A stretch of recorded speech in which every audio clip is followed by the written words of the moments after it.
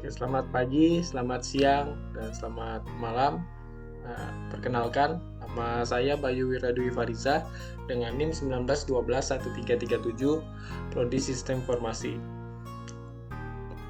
Asal saya dari Kalimantan Utara, umur saya 21 tahun. Oke, di sini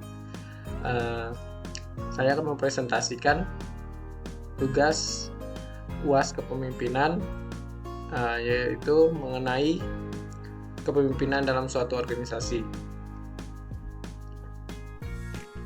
Jadi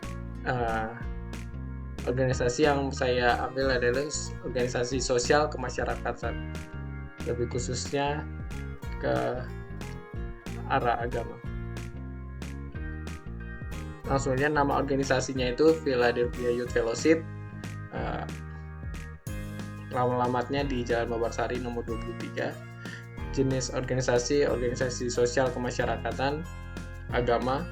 Motonya yaitu Save to Save. Nah, dari namanya itu Philadelphia Youth Fellowship itu memiliki arti. Philadelphia itu artinya kasih persaudaraan, youth itu pemuda, fellowship itu persekutuan. Jadi Phil ini artinya persekutuan pemuda dengan kasih persaudaraan, kayak gitu. Dari motonya yaitu Save to Save, itu artinya diselamatkan untuk menyelamatkan.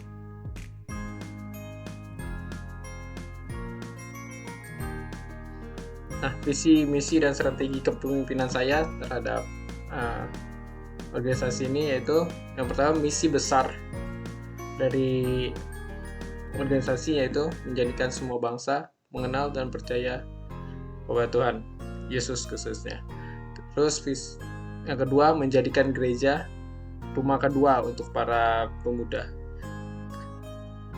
Misinya menjangkau orang untuk lebih mengenal Tuhan dalam lingkup pemuda, memberikan rumah yang nyaman untuk ditinggali, melaksanakan kegiatan positif yang dapat membangun, serta membentuk para pemuda untuk melakukan apa yang diajarkan oleh kitab suci.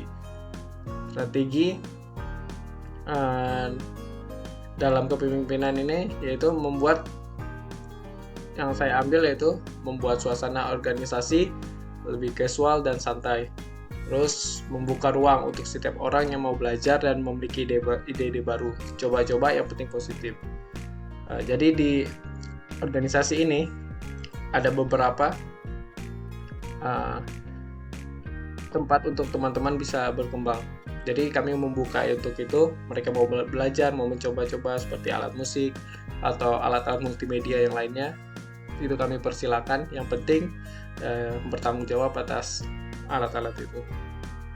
Terus yang ketiga, strateginya yaitu merangkul setiap orang, tidak memihak dan pilih-pilih dengan menunjukkan ketertarikan terhadap orang tersebut. Jadi karena ini sasarannya adalah mahasiswa, rata-rata mahasiswa Jogja adalah dari luar daerah.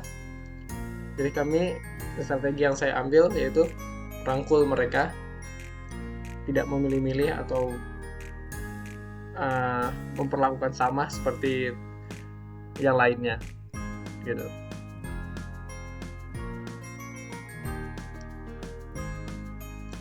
Terus proses memimpin saya, memulai prosesnya itu gimana? Yaitu pertama, mengumpulkan sumber daya manusia untuk membentuk suatu tim kerjasama. Jadi saya akan cari-cari siapa sih yang bisa bergabung dengan saya. Terus membagi divisi, jika semuanya sudah ada SDM-nya yang dibutuhkan, terus membagi divisi atau bidang serta menentukan koordinator dan anggota dari setiap divisi itu.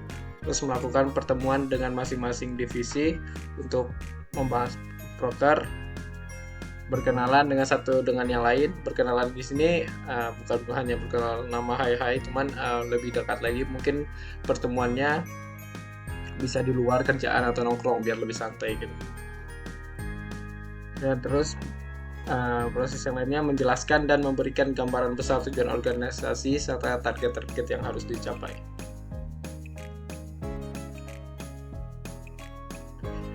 Gaya kepemimpinan yang saya ambil yaitu gaya kepemimpinan demokrasi. Kenapa? Karena tujuan utama saya memberikan kenyamanan terhadap anggota saya, maka gaya ini merupakan gaya kepemimpinan cocok karena semua keputusan hasil dari suara terbanyak. Saya suka yang fleksibel dan dinamis, sehingga tidak terpaku dengan satu arah saja. Jadi gaya kepemimpinan demokrasi lah yang saya gunakan.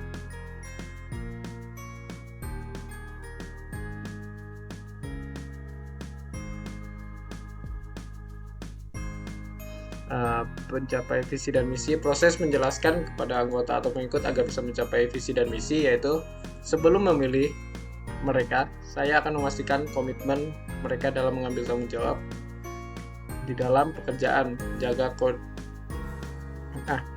mengambil komitmen mereka dalam mengambil tanggung jawab dalam pekerjaan, menjaga kondisi suasana hati agar tercipta kenyamanan dalam organisasi, bekerja tidak terbebani dan enjoy dalam melakukan pekerjaan. Menjelaskan juga bahwa semua proker bisa dikerjakan dengan baik jika semuanya memiliki kesatuan hati. Jadi bagaimana untuk menjelaskan kepada agar bisa mencapai visi dan misi, yaitu menyerahkan kepada mereka dan jelas mereka sudah berkomitmen dengan itu, mereka enjoy dan bahagia mengerjakannya, kompak dan percaya satu sama lain, minimalisir miskom. Ini yang akan saya tekankan, karena yang sering terjadi yaitu miskomunikasi antar anggota. Next. Untuk menghadapi masalah yang akan datang baik internal eksternal, pertama, ini tergantung konteks masalahnya seperti apa, karena setiap masalah punya solusinya masing-masing. Untuk internal yang saya tulis di sini ada 2. Temukan dulu, menurut saya, untuk menghadapi masalah itu, temukan dulu titik permasalahan di mana. Di sini pemimpin harus peka, harus memahami setiap anggotanya, kelebihan dan kekurangannya. Controlling anggota itu penting. Jadi diusahakan seorang pemimpin harus bisa ngerti satu sama anggota-anggota lainnya. Terus memastikan harus ada yang mengalah jika ada perdebatan. Karena kepemimpinan saya tadi yang dijelaskan sebelumnya, demokrasi pastinya akan banyak perdebatan mengenai ide-ide atau inovasi baru dari anggota. Jadi bagaimana harus ada memastikan harus ada yang mengalah meskipun kedua-duanya benar, tapi agar tidak terjadi masalah internal itu diusahakan harus ada yang mengalah, tegas untuk itu.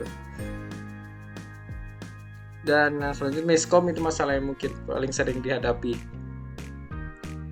Jadi untuk menghadapi hal itu ya diminimalisir miskom saling berkomunikasi dan lain sebagainya. Terus untuk menghadapi masalah eksternal, yaitu contoh eksternalnya orang luar yang terlalu ikut campur atau dapat omongan dari luar. Sebisa mungkin solusinya itu menghadapi masalah ini, sebisa mungkin kita beri penjelasan dan melibatkan mereka, tidak malah balik membenci. Jadi kalau ada yang kayak gitu, kita tahu nih orangnya, ayo kita ajak gitu.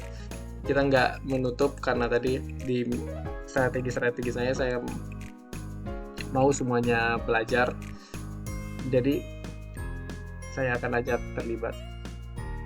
Terus jika masalah eksternal itu seperti masalah finansial, yaitu menghadapinya mengusahakan hal-hal yang kiranya dapat mendapatkan tabungan organisasi.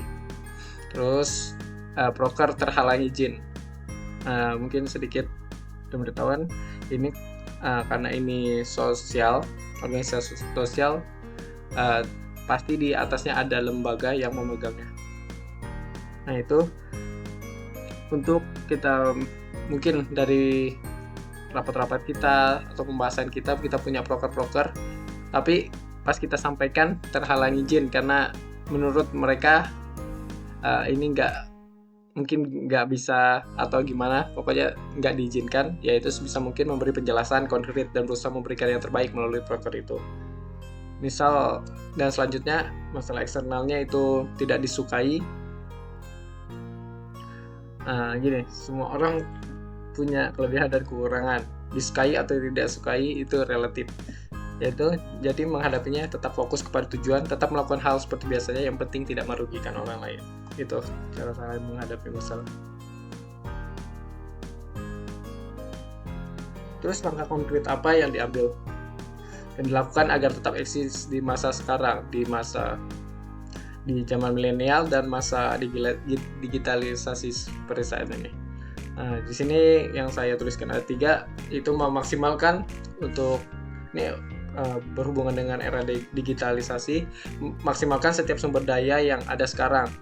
Tidak memaksa harus benar-benar mengikuti teknologi, tetapi jika disanggupi ya berarti dimaksimalkan potensi tersebut. Jadi manfaatkan yang ada saat ini di dalam organisasi. Di sini kita harus kreatif juga, bukan hanya diam saja. Misalnya tidak ada teknologi mungkin kayak gitu, bukan kita diam, cuman kita memaksimalkan apa yang ada dulu. Yang penting tujuan organisasinya tercapai gitu. Terus yang kedua, pelayanan nomor 1, gimana membuat semua orang nyaman ketika datang.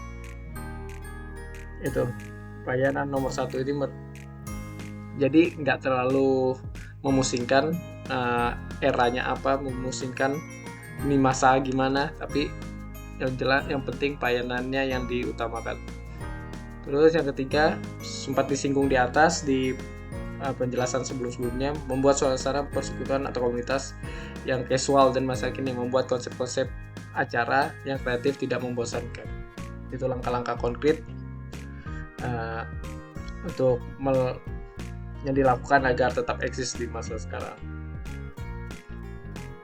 Oke, baik, mungkin begitu saja presentasi dari saya. Kurang dan lebihnya mohon dimaafkan.